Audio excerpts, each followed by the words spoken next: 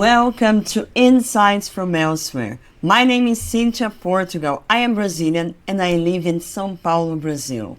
I'm the Growth Director for Insight Platforms, an online media business that helps researchers find new tools, learn how to use them, and see what's coming next in the insights industry.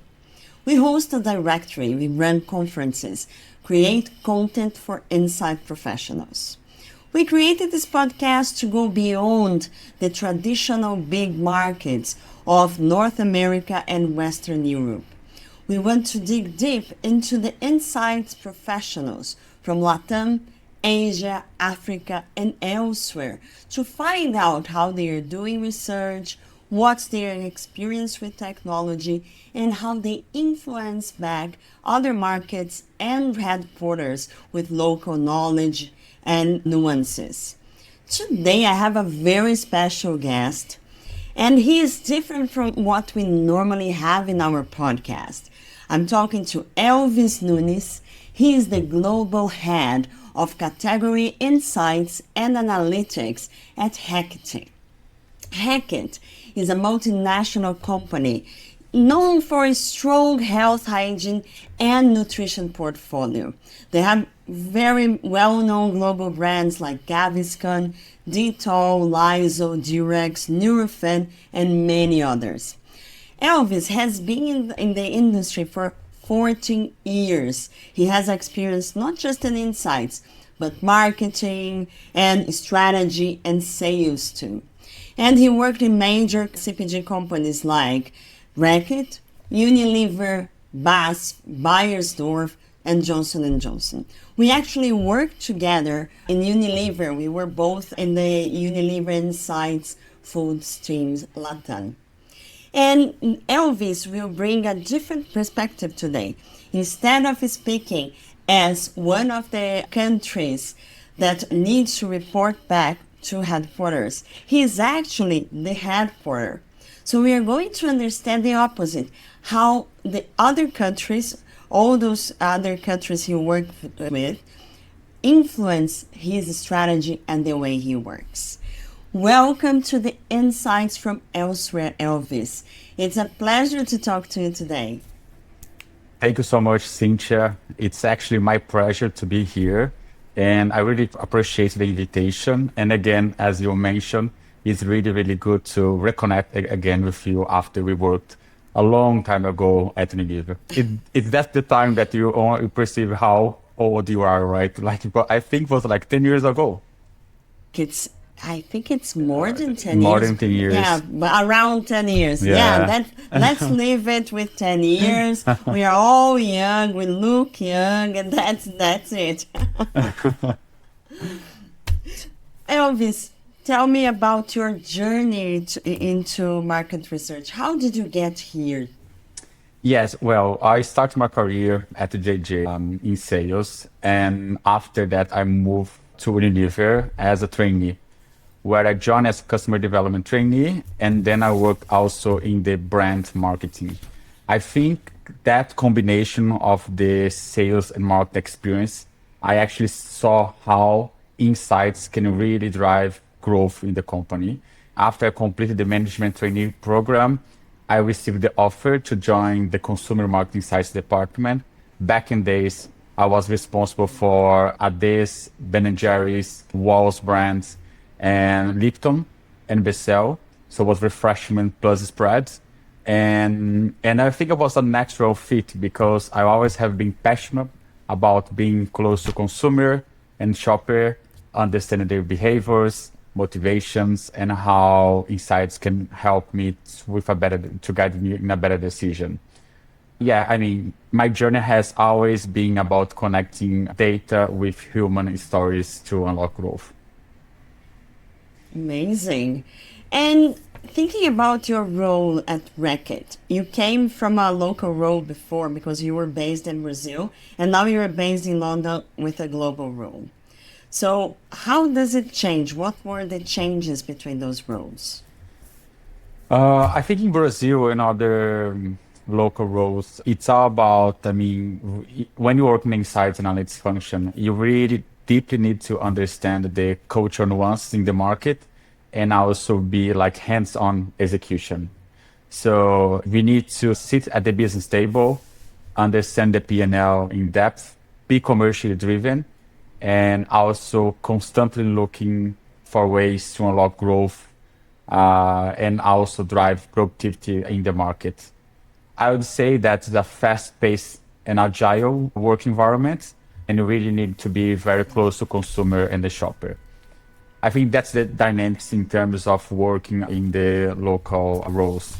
In headquarters, you need to shift from execution to strategic orchestration because it's all about deeply understanding the key markets and regions in terms of retail dynamics and consumer dynamics as well, and how we can support and help the global marketing team to design global frameworks that are scalable but also flexible to connect with local nuances.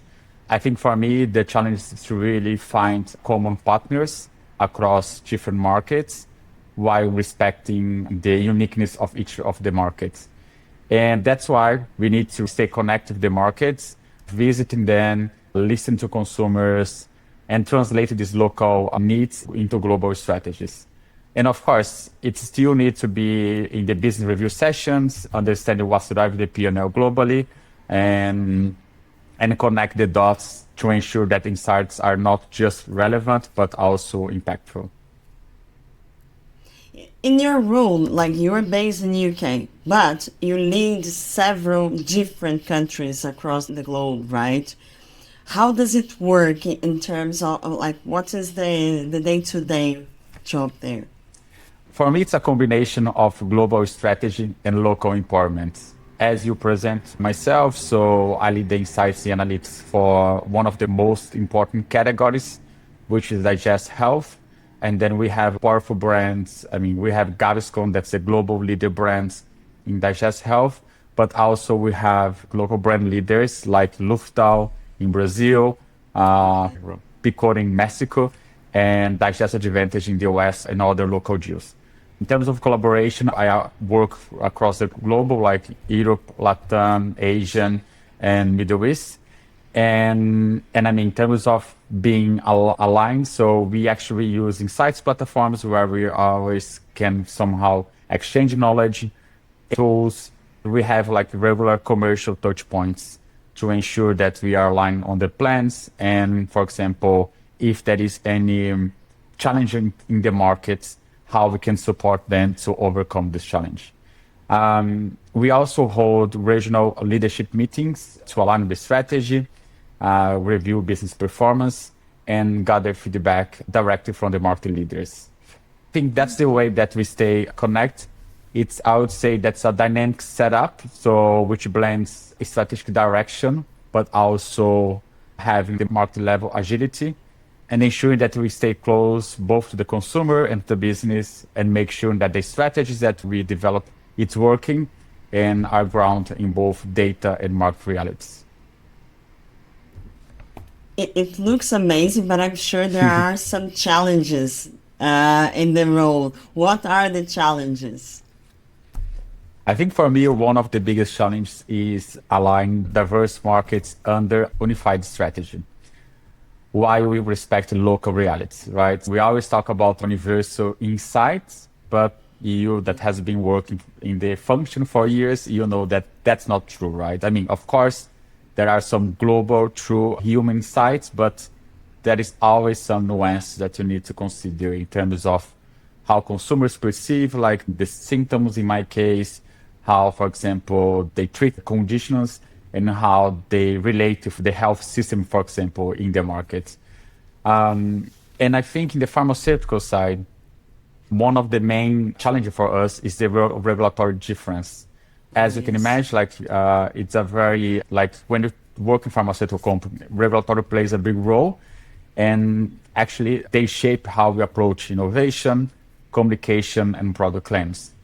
Perhaps the greatest challenge is how we can ensure that the insights can travel, but they are not just locally relevant, but also capable of driving business growth across different markets. Do you have any example of a global strategy that you led that actually drove growth in multiple markets? Like you transformed insights in something that you could cascade? Yes, and I'm incredibly proud of this project. For example, is the Seven Symptoms global campaign for Gaviscon. Actually, when I joined the team, we start to work on this campaign. And this is for me is a perfect demonstration of how deep consumer obsession can fuel global category growth. And the idea actually originated from a qualitative research and a social listen where we uncovered how consumers emotionally associate heartburn and indigestion, which are the core symptoms of the upper gastro symptoms, with different 4 or 5 symptoms.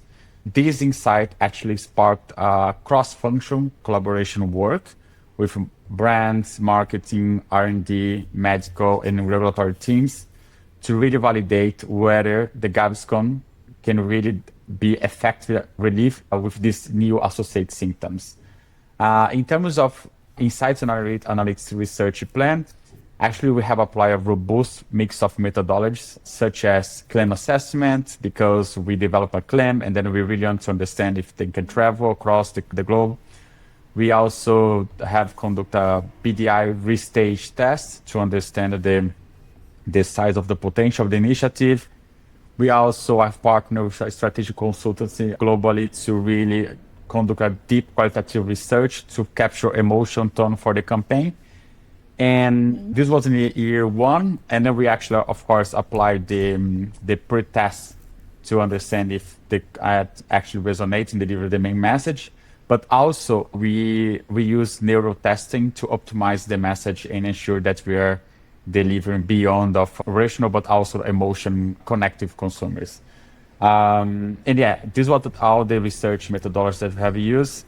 And based on all the learnings, we have created like a full funnel strategy across all consumer and patient touch points, from the medical marketing activation to advertising, digital assets, and of course, really leverage the communication in the point of the sales. In terms of results, so this is one of the Reckitt's most successful recent campaigns because we really drove substantial growth for the category, but also we developed the category in some markets. And that communication framework we have shared with the health business team, which was really how we created this campaign. And again, for me, it is a powerful example how consumer obsession can drive business growth and transformation change across the globe. Amazing. And a lot of combinations of methodologies and data. I love this kind of work where it's not just one type of research, it's a combination of different methodologies and different data sets. It's amazing. Love this example. How do the local teams with which you work, they influence back the strategy? What's their strategy to get their insights and nuances back to you? For me, when you work in the global teams, it really helps you as a professional when you work in the local and regional roles, because you really understand the dynamics, right? I think that's one of the key advice that I always recommend to someone when they want to join the global team. I think for me, local teams, they are the backbone of our global strategy. So while we actually set a unified vision of combination of insights, for example, but really need to understand that the success of the strategy depends on how it resonates locally, how actually they execute the strategy. I think that's the main understanding after we work after we join the global teams. In terms of how we can make sure that this happens, so we maintain strong alignment with our markets. We have a structured governance of meetings, like for example, we have monthly connections with key markets, and we also have a quarterly leadership meetings with the regional VPs and SVPs to really understand how the strategies resonates in the markets. We also review the business performance and discuss the priorities of the quarter to make sure that we have the buy-in on our strategy plans and communication plans, but also if there is something that we need to react or adapt based on the feedback that we're having from the markets.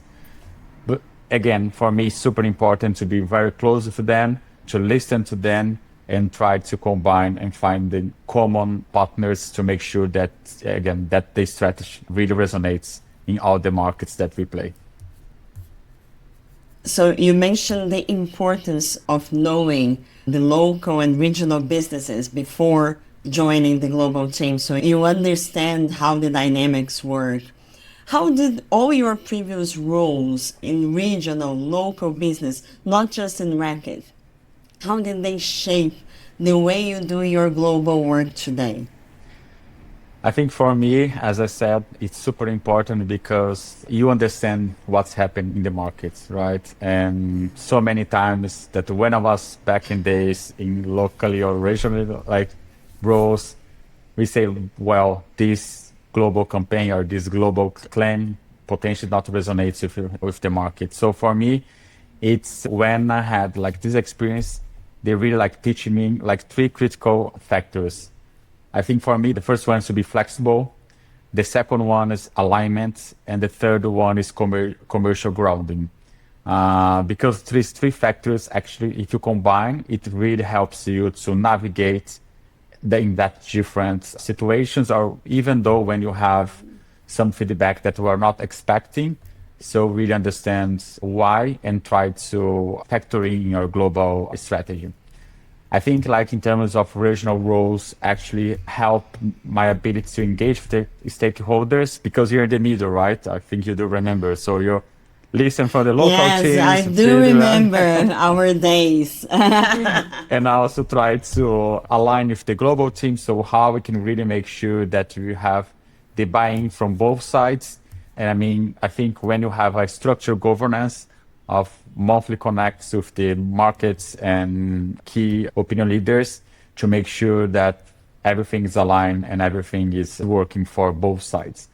And again, like for me, commercial foundation, it's key because then you can really ensure that all the data that you are sharing or insights deliver to growth, profitability, and execution. Yes. I remember we trying to, I don't know if you remember this project, this huge global project in the foods global that they were trying to conduct in Brazil, but we were the regional team. So we were in the middle and we had to liaise with the local Brazilian team. And the questionnaire didn't make sense in Brazil. It was a mess. When we looked into the results, there were some very strange foods that we don't have here.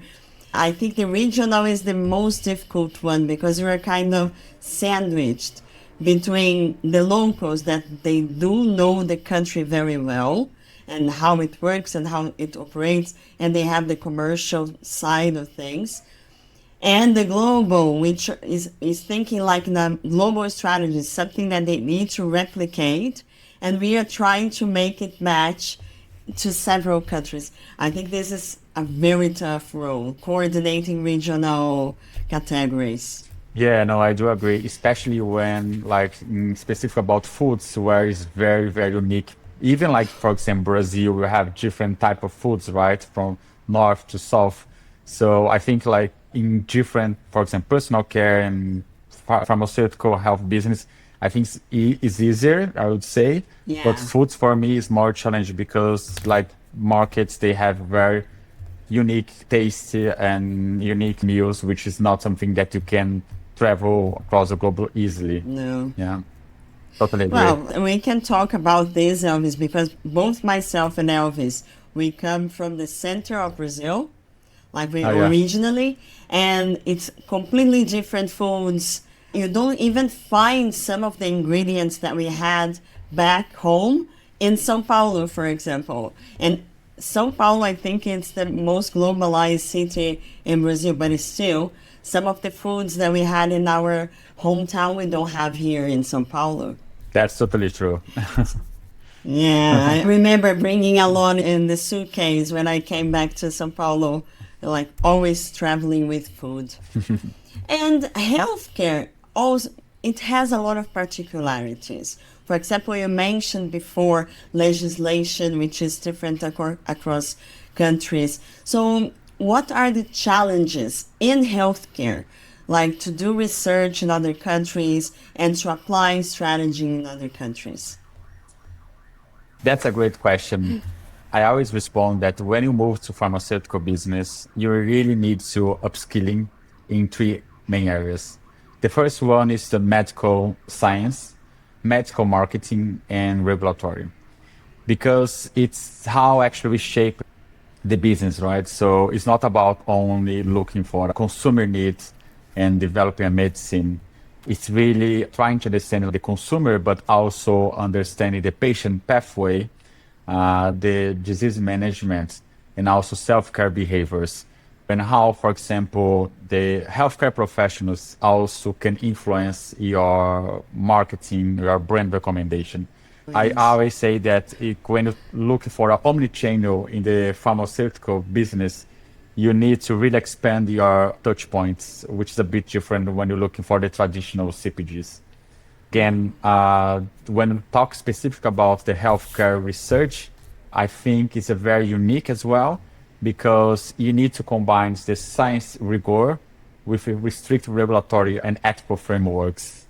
And I think for me, I remember when I joined like 6 years ago, I think for me the biggest challenge is really understanding the different legislation that we have, also following the privacy laws that we have in the markets, where we maintain the consistency in the methodology. So, and I mean, we have some research agencies that they have the expertise in this kind of challenge. So it helps you to navigate in this complex environment. But for me, like what really drives my motivation working pharmaceutical is because you really see the real impact on people's lives. And for me, that's ultimately that's one of the main benefits to working pharmaceutical business. Great. What about research technology? What's your experience with research and tools and platforms for research, for insights? I think for me, if you think about Cynthia, so I remember when we were working, I was in 2014, now I remember the year, Yeah. was like 11 Yeah. years Unilever starts to work for Discuss.io, which are the first Yes. digital agency. And I do remember us, I mean, because back in days, they only had the platform, so they didn't have, for example, now they are well more developed, right? So, but back in days, Yes. I do remember we were like moderating because they only like having the video service. So we are like moderating, like in-depth interviews. Recruiting. We had to Yeah, we recruit need to recruit people. people, moderate the interviews in different markets in Latin America. And I mean, for me, like was the first digital native agency that actually, I remember that the insight was super fast, but like was really, really interesting to work in future Painful. and also painful, but interesting. Let's look for the bright side, work with these Yes. digital agencies. But I think for me, again, like since 2014, like I'm having experience work with these companies. And I mean, at Reckitt, we have been partnered with some of them for a long time, which actually help us to really like drive agile insights, also optimize costs, which we know that nowadays is super challenge, like in insights analytics department. Yes. But for me, is how about you actually combine the results of these platforms with social listen, qualitative research, and also AI-driven analytics to see if you have approved data, because sometimes like it's a combination of data that actually can have a better confidence on the data, right? So that's one of the point for me. And I again my focus is really to balance the speed with rigor and make sure that these insights are really driving business growth and are really ground in the consumer knowledge.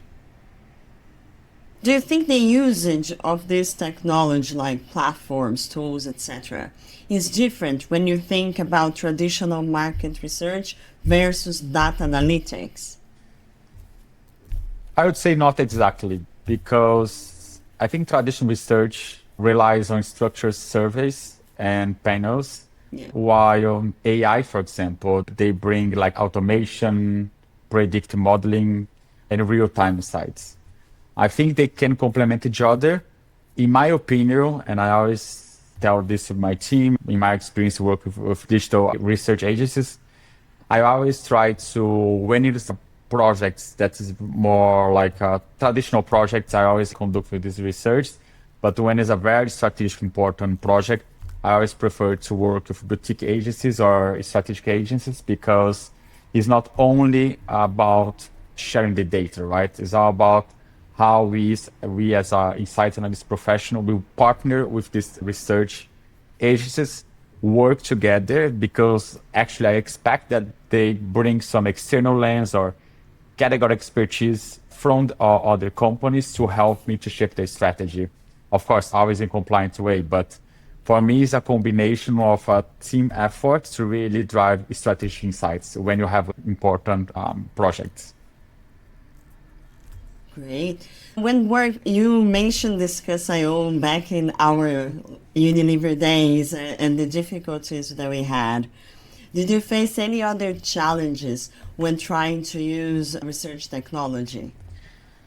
Yes, I think for me is the integration with the enterprise system, and also the adoption. I think these platforms, they are fast, which is incredible, right? So it really helps you to drive insights. I do remember when I joined Brazil as a head of insights and analytics, I remember that in the country, there are way more challenging in terms of budget for early stage phase, because you really need to invest your money to track the performance of the market. And then we have like in average, based on my experience, 20 or even less percent to invest on qualitative or strategic insights. To solve the situation, I partner with Mind Miners, which before was Nissin's, to create like a... You're bringing things from like many years ago. Yeah, I know. I'm feeling really old. That's true. I actually partner with them to create our own platform to serve their own team. We call it Consumer Lab Brazil, where the marketing teams, even people from sales, finance, they could like easily develop any internal research or work in any research based on the templates that we create for Reckitt Brazil. And this we gain a speed in terms of agile insights, and also we optimize our budget. I think it was like around 25% back in days. So I think the beauty of partner with these digital agencies, because it really helps you to drive agility in terms of agile insights, but also efficiency in terms of cost optimization, but also have a governance on the raw data.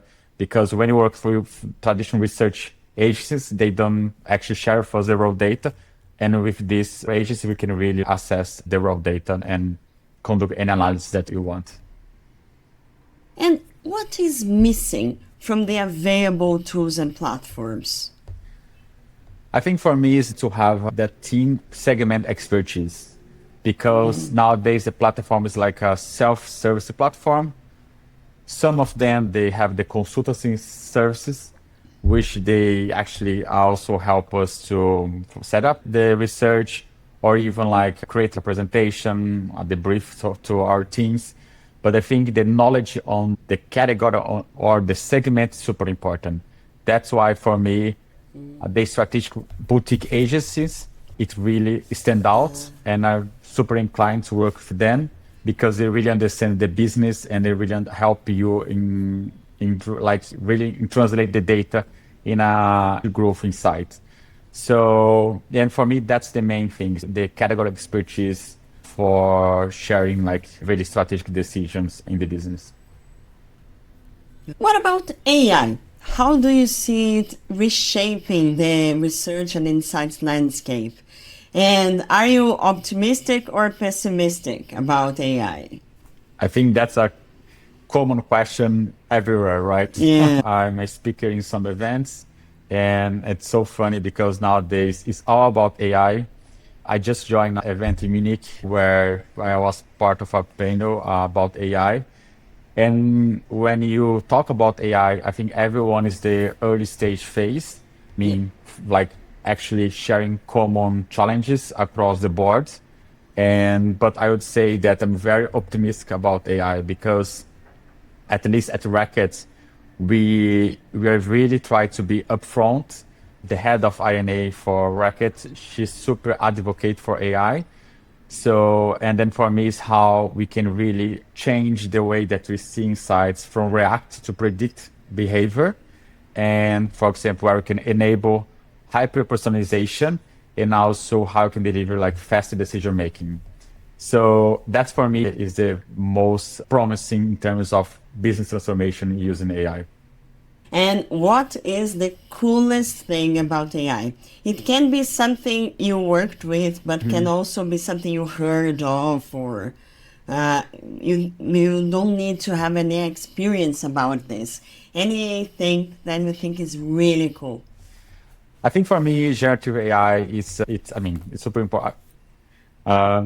Yeah. First of all, AI is not something new, right? So we used to have, we have been investing in machine learnings. At Reckitt, we have embedded the message growth from Boston Consult Group. So we have been investing in machine learning for a long time. But now it's a generative AI that actually is transforming the data, right? At Reckitt, actually, we have like an internal program, and then we also partner with BCG to develop our internal AI solutions.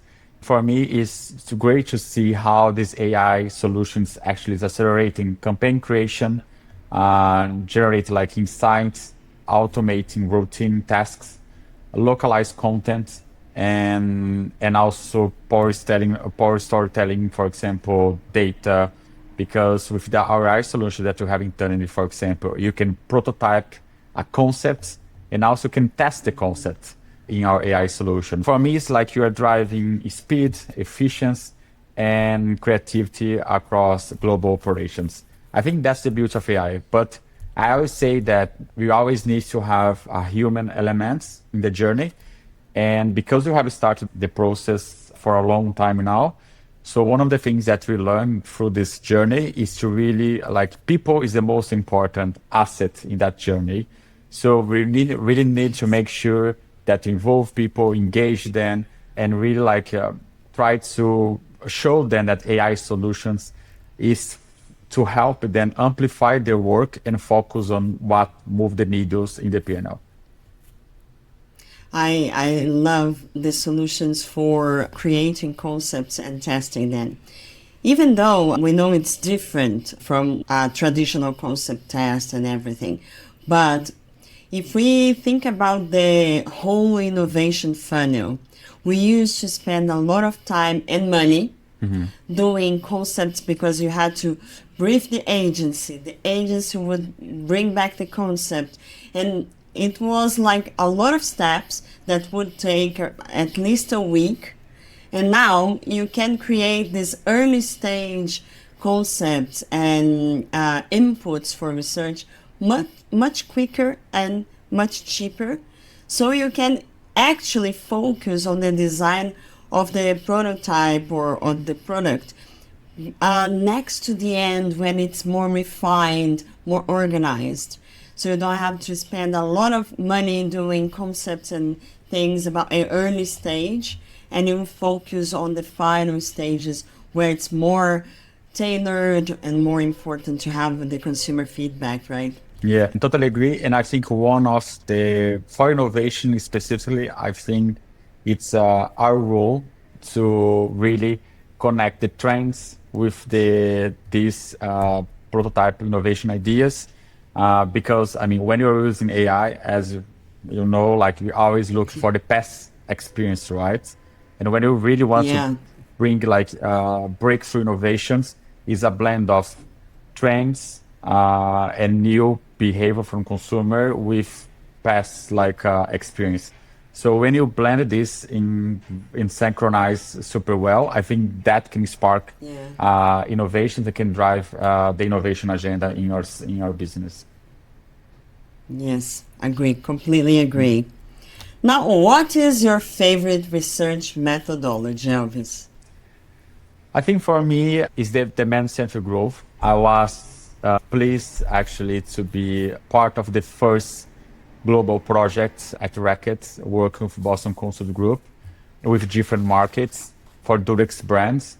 And then for me it was really, really interesting to work in a different project because DCG is not only about a research, right? It's a combination of research plus deep rigors like advanced analytics.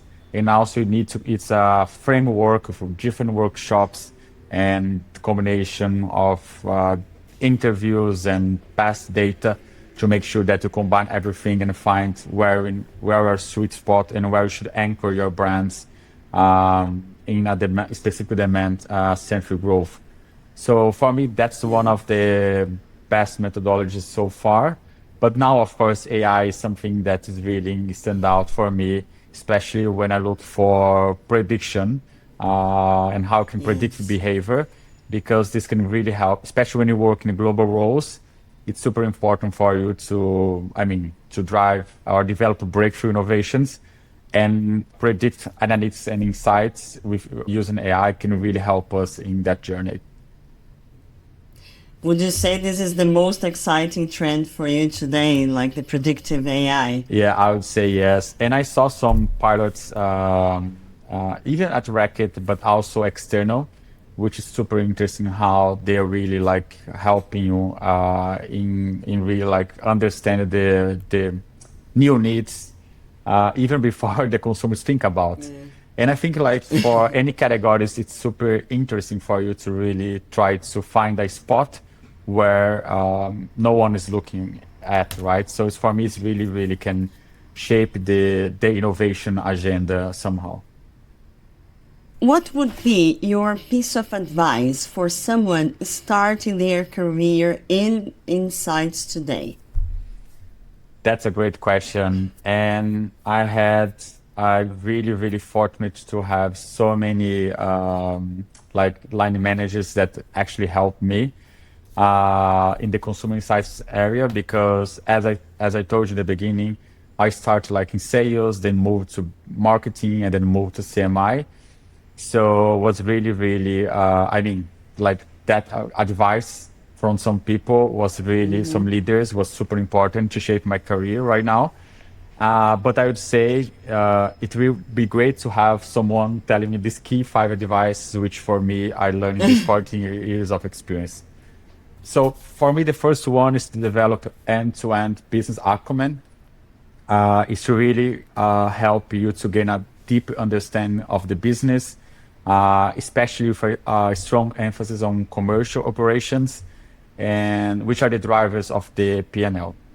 And when you develop and you strengthen your acumen, this is critical for you to add value to discussions, but also how you can translate the data and the insights into actionable recommendations. And for me, how I do that is to participate in business review, join like sales meetings with the customers, like going to the stores and putting the consumers on shoes and really like buying your product, testing the products. So really like understanding your product and how like the commercial operation works. I think that's for me, it's essential. The second one is to understand the stakeholder motivations. As you know, I always also mention about that. I think for me, insights analytics like professionals, they're really good to navigate between different situations and overcome different challenges.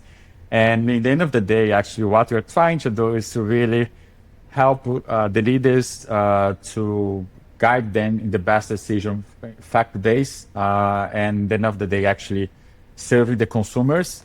And I think if you invest time in understanding what matters most to your key business partners, I think it helps you to navigate in these complex environments, and also helps you to use the data and insights to shape your data approach and craft compelling and relevant storylines. That's the second one. The third one, and nowadays it's super important is to how we can leverage technology for impact. So as you know, insights, they go beyond data. They require storytelling powered by innovation. So I always say that embrace technology, and then you can deliver like a smart and more engaged narratives, but also more agile insights. The fourth one is stay curious and challenge the inertia. I think for me, is when you bring external perspective to counterattack the organization inertia is super important.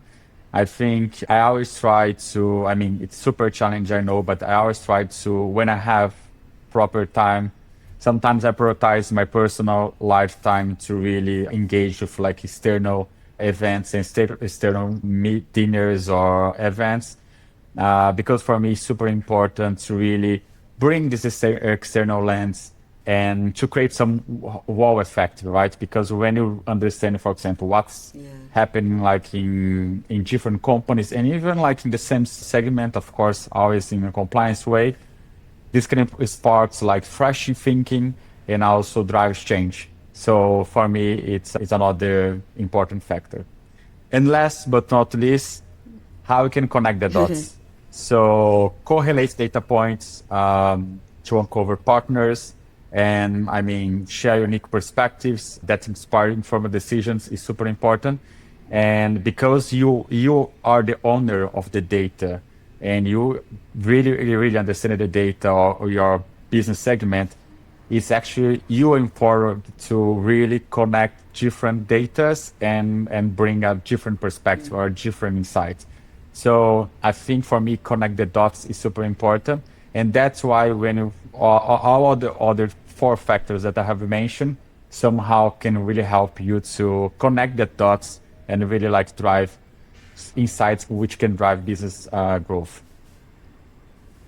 Yes, I think anyone entering insights market today must be prepared to study for their whole life, right?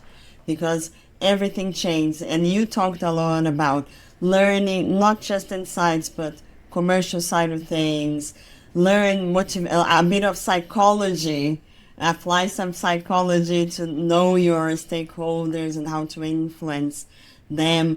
So I think it's one of those professions that you have to stay on top of your game the whole time, like learning new things, watching new things. It's constant learning, right?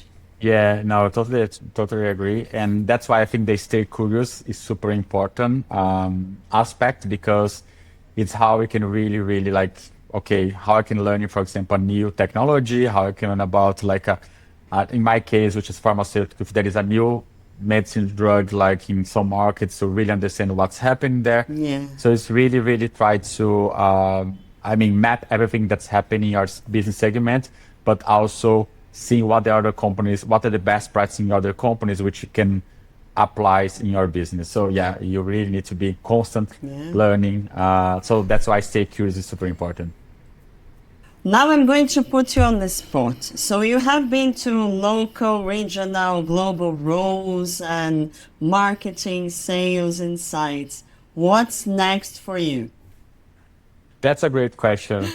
I have been living in London for 4 years, and I was privileged to actually have several opportunities to travel across the globe and work with like different markets like Asian, United States, Latin America, and I mean, of course, I still have a lot of to learn in the global role, but I have been already 4 years in this role. So yeah, I think my next move is going to be back to Brazil, close to my family, because sometimes when you reach a time in your career, that sometimes you kind of try to balance more the work-life balance and change our priorities, right? So, and for me now, our priorities to really be close to my family. I think it's normal, right? My parents, they are like reaching a age that's unfortunately, like, I don't know if the health technology medicine helps, But I mean, it's Yeah. reaching a point of time that I really want to be closer to them, and also close to my son because my son is based in Brazil. Hopefully, I will see you in Brazil very soon then. Thank you so much. Elvis, it was amazing talking to you after such a long time. Thank you for being part of the podcast. I really loved your perspective about the global role and how the markets influence, how we need to really partner and connect to the local professionals to get things done in a way that they really move the needle across the globe, not just a cascade or telling them what to do, but also getting their feedback. So we talked today to Elvys Nunes. He is the global head of category insights and analytics at Reckitt. And that's what he shared today. The other side of the table, like how he gets influenced, how he uses technology to maximize the power of global insights. Thank you so much for being the guest today. And thanks everyone for listening to the Insights from Elsewhere podcast. And if you know someone that would be a great fit for upcoming episodes, just contact us and let us know their story. Stay tuned for upcoming episodes and subscribe to Insight platforms, and then you can get the latest news of the insights industry straight into your mailbox every week. Elvys, as always, a pleasure talking to you, and have a great day. Much appreciated, Cynthia. Thank you so much for inviting me, and I hope it was useful for everyone.